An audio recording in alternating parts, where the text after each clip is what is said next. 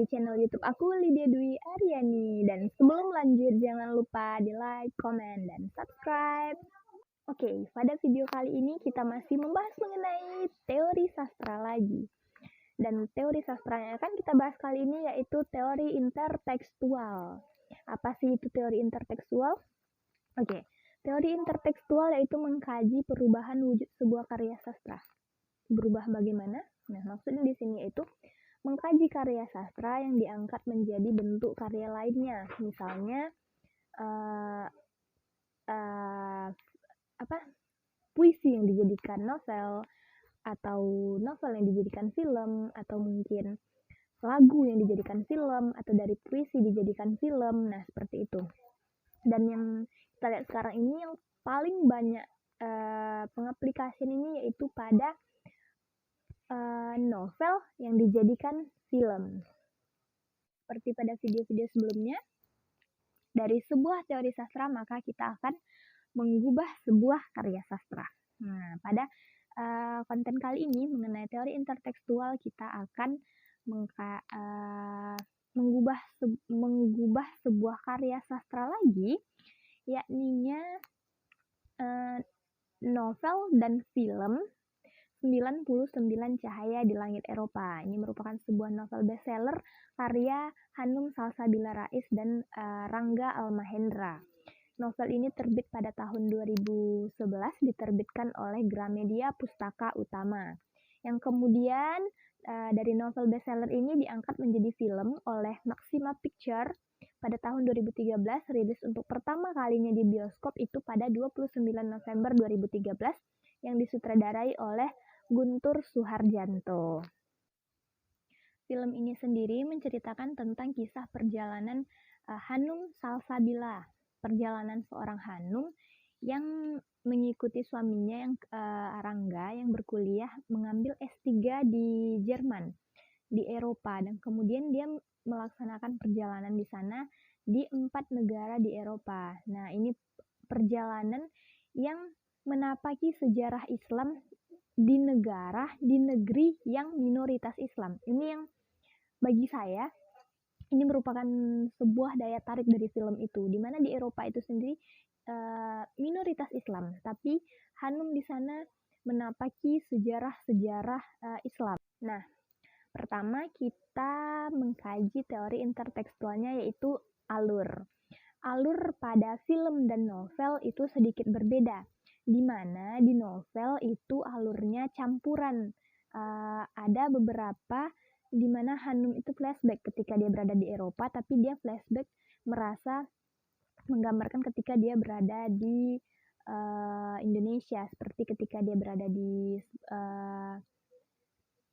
Menara Eiffel itu, di jalan yang lurus itu dia flashback kalau itu juga ada di Indonesia, itu ada di Malioboro katanya. Nah, sedangkan di alur film itu alurnya maju, dia menceritakan dari Hanum sampai ke sana dan perjalanan-perjalanan Hanum ketika di sana. Yang selanjutnya kita analisis tokoh. Sebenarnya tidak ada perubahan yang signifikan terhadap tokoh yang di novel itu hampir semuanya ada di film, tapi ada satu yang berubah, yakni Aisyah. Aisyah ini merupakan anak dari temannya Hanum ketika menapaki sejarah Islam di kota Vienna, yaitu anaknya Fatmah. Aisyah ini di novel itu digambarkan sebagai seorang anak yang berumur 3 tahun. Sedangkan di film, Aisyah itu divisualisasikan anak yang kira-kira berumur 7 atau 8 tahun. Aisyah itu sudah sekolah. Dan kemudian ada juga terjadi penambahan tokoh. Penambahan tokohnya yaitu ada seorang temannya Rangga, teman kuliahnya Rangga. Namun sayang saya tidak mengetahui namanya, dari saya nonton dari awal sampai akhir namanya tidak disebutkan. Kemudian juga ada gurunya Aisyah dan temannya Aisyah, Leon. Nah, Aisyah ini kalau di novel itu tidak digambarkan secara mendalam, tetapi di dalam film Aisyah itu disebutkan bahwa dia di sekolah dibully karena dia menggunakan jilbab dan kemudian dia menderita kanker. Kemudian ada juga terjadi pengurangan tokoh, di mana ini ada temannya Fatma. Dalam novel itu disebutkan ada 3, yaitu Latife, Ezra, dan Onur.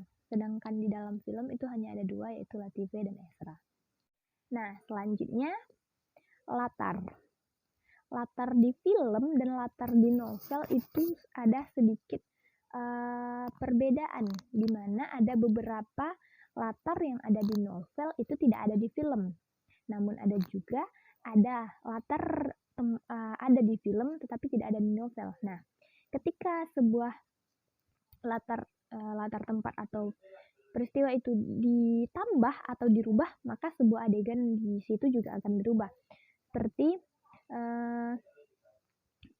ini ada adegan Stefan, temannya Rangga itu ikut berpuasa. Nah, ketika disuruh berbuka itu di dalam novel disebutkan bahwa itu terjadi di kafe kampus.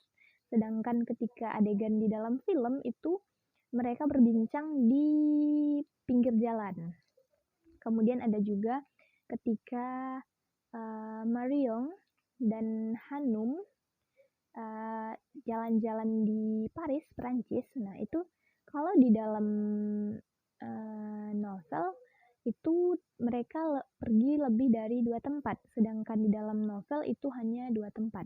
Nah, ada juga yang ditambahkan, itu adegan, ini salah satu adegan yang luar biasa juga menurut saya, yaitu adegan ketika Rangga azan di Menara Eiffel. Nah, itu di novel tidak ada, tetapi di film ada itu. Jadi, ketika ada latar yang ditambah, maka akan ada adegan yang ditambah di sana.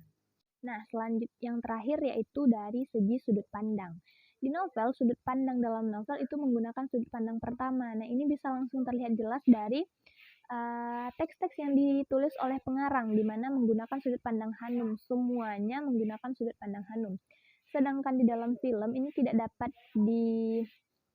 dapat hanya dari satu sudut pandang saja karena dia dalam bentuk visualisasi dan tokohnya divisualisasi di sana. Namun demikian, novel dan film sama-sama menggunakan penutur tokoh utama yakni Hanum itu sendiri.